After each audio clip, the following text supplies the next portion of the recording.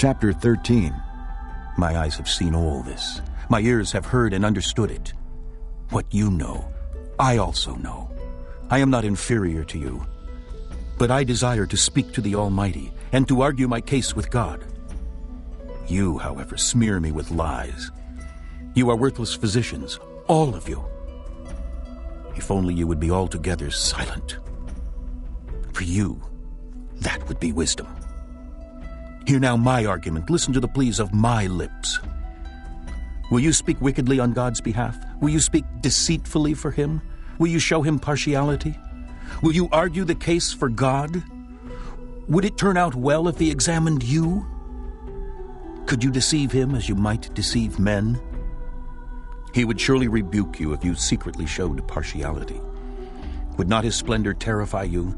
Would not the dread of him fall on you? Your maxims are proverbs of ashes. Your defenses are defenses of clay. Keep silent, and let me speak. Then let come to me what may. Why do I put myself in this jeopardy and take my life in my hands? Though he slay me, yet will I hope in him. I will surely defend my ways to his face. Indeed, this will turn out for my deliverance, for no godless man would dare come before him. Listen carefully to my words. Let your ears take in what I say. Now that I have prepared my case, I know I will be vindicated. Can anyone bring charges against me? If so, I will be silent and die. Only grant me these two things, O God, and then I will not hide from you. Withdraw your hand far from me, and stop frightening me with your terrors. Then summon me, and I will answer. Or let me speak, and you reply. How many wrongs and sins have I committed? Show me my offense and my sin. Why do you hide your face and consider me your enemy? Will you torment a wind-blown leaf? Will you chase after dry chaff? For you write down bitter things against me and make me inherit the sins of my youth. You fasten my feet in shackles. You keep close watch on all my paths by putting marks on the soles of my feet. So man wastes away like something rotten, like a garment eaten by moths. Chapter 14. Man born of woman is of few days and full of trouble. He springs up like a flower and withers away. Like a fleeting shadow he does not endure. Do you fix your eye on such a one? Will you bring him before you for judgment? Who can bring what is pure from the impure? No one. Man's days are determined. You have decreed the number of his months. You have set limits he cannot exceed. So look away from him, and let him alone, till he has put in his time like a hired man. At least there is hope for a tree. If it is cut down, it will sprout again, and its new shoots will not fail. Its roots may grow old in the ground, and its stump die in the soil. Yet at the scent of water it will bud and put forth shoots like a plant. But man dies and is laid low. He breathes his last and is no more. As water disappears from the sea, or a riverbed becomes parched and dry, so man lies down and does not rise. Till the heavens are no more, men will not awake or be roused from their sleep. If only you would hide me in the grave and conceal me till your anger has passed. If only you would set me a time and then remember me. If a man dies, will he live again? All the days of my hard service I will wait for my renewal to come. You will call, and I will answer you. You will long for the creature your hands have made. Surely then you will count my steps, but not keep track of my sin. My offenses will be sealed up in a bag. You will cover over my sin. But as a mountain erodes and crumbles, and as a rock is moved from its place, as water wears away stones and torrents wash away the soil, so you destroy man's hope. You overpower him once for all, and he is gone, You change his countenance and send him away. If his sons are honored, he does not know it. If they are brought low, he does not see it. He feels but the pain of his own body and mourns only for himself. Chapter 15. Then Eliphaz, the Temanite, replied, Would a wise man answer with empty notions or fill his belly with the hot east wind? Would he argue with useless words, with speeches that have no value? But you even undermine piety and hinder devotion to God. Your sin prompts your mouth. You adopt the tongue of the crafty. Your own mouth condemns you, not mine. Your own lips testify against you. Are you the first man ever born? Were you brought forth before the hills? Do you listen in on God's counsel? Do you limit wisdom to yourself? What do you know that we do not know? What insights do you have that we do not have? The gray-haired and the aged are on our side, men even older than your father. Are God's consolations not enough for you, words spoken gently to you? Why has your heart carried you away? And why do your eyes flash, so that you vent your rage against God and pour out such words from your mouth? What is man that he could be pure, or one born of woman that he could be righteous? If God places no trust in his holy ones, if even the heavens are not pure in his eyes, how much less man who is vile and corrupt, who drinks up evil like water? Listen to me, and I will explain to you. Let me tell you what I have seen, what wise men have declared, hiding nothing received from their fathers, to whom alone the land was given when no alien passed among them. All his days the wicked man suffers torment, the ruthless through all the years stored up for him. Terrifying sounds fill his ears. When all seems well, marauders attack him. He despairs of escaping the darkness. He is marked for the sword. He wanders about, food for vultures. He knows the day of darkness is at hand. Distress and anguish fill him with terror. They overwhelm him like a king poised to attack, because he shakes his fist at God and vaunts himself against the Almighty, defiantly charging against him with a thick, strong shield. Though his face is covered with fat and his waist bulges with flesh, he will inhabit ruined towns and houses where no one lives, houses crumbling to rubble. He will no longer be rich, and his wealth will not endure, nor will his possessions spread over the land. He will not escape the darkness. A flame will wither his shoots, and the breath of God's mouth will carry him away. Let him not deceive himself by trusting what is worthless, for he will get nothing in return. Before his time he will be paid in full, and his branches will not flourish. He will be like a vine stripped of its unripe grapes, like an olive tree shedding its blossoms. For the company of the godless will be barren, and fire will consume the tents of those who love bribes. They conceive trouble and give birth to evil. Their womb fashions deceit. Chapter 16. Then Job replied, I have heard many things like these. Miserable comforters are you all. Will your long-winded speeches never end? What ails you that you keep on arguing? I also could speak like you, if you were in my place. I could make fine speeches against you and shake my head at you. But my mouth would encourage you. Comfort from my lips would bring you relief. Yet if I speak, my pain is not relieved. And if I refrain, it does not go away. Surely, O God, you have worn me out. You have devastated my entire household. You have bound me, and it has become a witness. My gauntness rises up and testifies against me. God assails me and tears me in his anger and gnashes his teeth at me. My opponent fastens on me his piercing eyes. Men open their mouths to jeer at me. They strike my cheek in scorn and unite together against me. God has turned me over to evil men and thrown me into the clutches of the wicked. All was well with me, but he shattered me. He seized me by the neck and crushed me. He has made me his target. His archers surround me. Without pity, he pierces my kidneys and spills my gall on the ground. Again and again, he bursts upon me. He rushes at me like a warrior. I have sewed sackcloth over my skin and buried my brow in the dust. My face is red with weeping.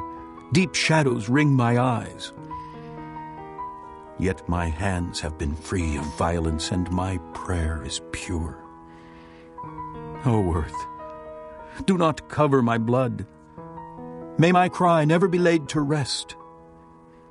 Even now my witness is in heaven. My advocate is on high. My intercessor is my friend as my eyes pour out tears to God. On behalf of a man, he pleads with God as a man pleads for his friend. Only a few years will pass before I go on the journey of no return. Chapter 17. My spirit is broken. My days are cut short. The grave awaits me. Surely mockers surround me. My eyes must dwell on their hostility. Give me, O God, the pledge you demand. Who else will put up security for me? You have closed their minds to understanding. Therefore you will not let them triumph. If a man denounces his friends for reward, the eyes of his children will fail. God has made me a byword to everyone, a man in whose face people spit. My eyes have grown dim with grief. My whole frame is but a shadow. Upright men are appalled at this. The innocent are aroused against the ungodly. Nevertheless, the righteous will hold to their ways, and those with clean hands will grow stronger. But come on, all of you, try again. I will not find a wise man among you. My days have passed, my plans are shattered, and so are the desires of my heart. These men turn night into day. In the face of darkness they say, light is near. If the only home I hope for is the grave, if I spread out my bed in darkness, if I say to corruption, you are my father, and to the worm, my mother or my sister, where then is my hope? Who can see any hope for me? Will it go down to the gates of death? Will we descend together into the dust? Chapter 18.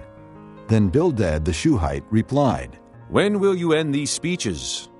Be sensible, and then we can talk.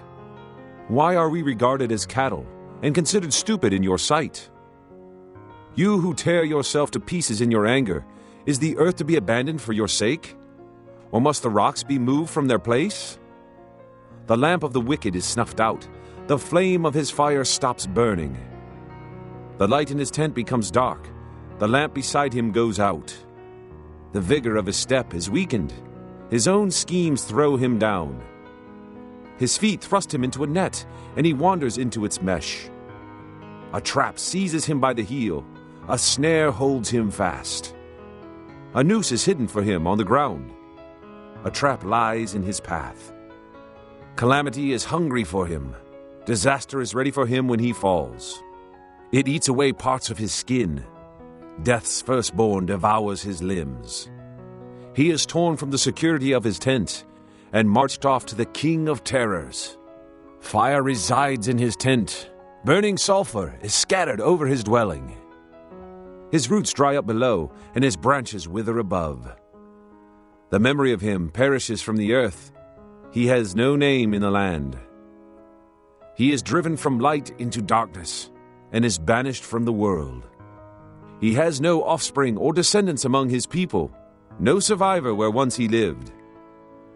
Men of the West are appalled at his fate. Men of the East are seized with horror. Surely such is the dwelling of an evil man.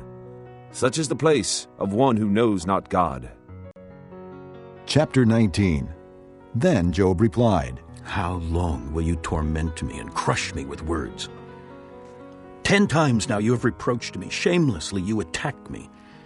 If it is true that I have gone astray, my error remains my concern alone.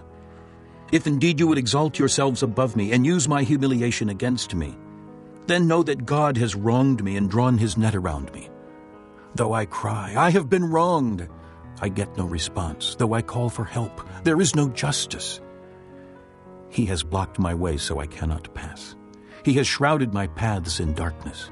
He has stripped me of my honor and removed the crown from my head. He tears me down on every side till I am gone. He uproots my hope like a tree. His anger burns against me.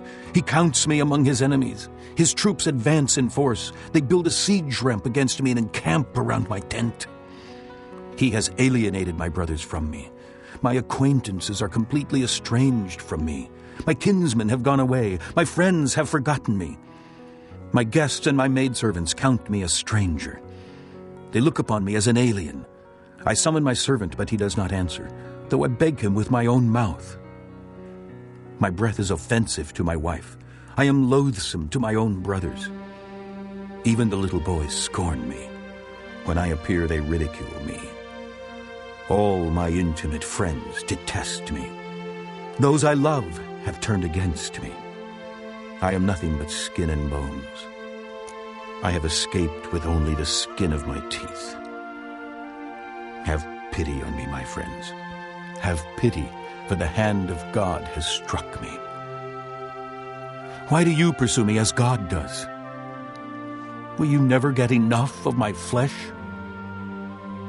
Oh, that my words were recorded, that they were written on a scroll, that they were inscribed with an iron tool on lead, or engraved in rock forever. I know that my Redeemer lives, and that in the end he will stand upon the earth. And after my skin has been destroyed, yet in my flesh I will see God. I myself will see him with my own eyes, I and not another. How my heart yearns within me! If you say, how we will hound him, since the root of the trouble lies in him, you should fear the sword yourselves. For wrath will bring punishment by the sword, and then you will know that there is judgment. Chapter 20. Then Zophar the Naamathite replied, My troubled thoughts prompt me to answer because I am greatly disturbed. I hear a rebuke that dishonors me, and my understanding inspires me to reply. Surely you know how it has been from of old, ever since man was placed on the earth, that the mirth of the wicked is brief, the joy of the godless lasts but a moment. Though his pride reaches to the heavens, and his head touches the clouds, he will perish forever, like his own dung. Those who have seen him will say, Where is he? Like a dream he flies away, no more to be found, banished like a vision of the night. The eye that saw him will not see him again. His place will look on him no more. His children must make amends to the poor. His own hands must give back his wealth. The youthful vigor that fills his bones will lie with him in the dust. Though evil is sweet in his mouth, and he hides it under his tongue, though he cannot bear to let it go, and keeps it in his mouth, yet his food will turn sour in his stomach. It will become the venom of serpents within him. He will spit out the riches he swallowed. God will make his stomach vomit them up. He will suck the poison of serpents. The fangs of the adder will kill him. He will not enjoy the streams, the rivers flowing with honey and cream. What he toiled for, he must give back uneaten. He will not enjoy the profit from his trading. For he has oppressed the poor and left them destitute. He has seized houses he did not build. Surely he will have no respite from his craving. He cannot save himself by his treasure. Nothing is left for him to devour. His prosperity will not endure. In the midst of his plenty, distress will overtake him. The full force of misery will come upon him. When he has filled his belly, God will vent his burning anger against him and rain down his blows upon him. Though he flees from the iron weapon, a bronze-tipped arrow pierces him. He pulls it out of his back, the gleaming point out of his liver. Terrors will come over him. Total darkness lies in wait for his treasures. A fire unfanned will consume him and devour what is left in his tent. The heavens will expose his guilt. The earth will rise up against him. A flood will carry off his house, rushing waters on the day of God's wrath. Such is the fate God allots the wicked, the heritage appointed for them by God.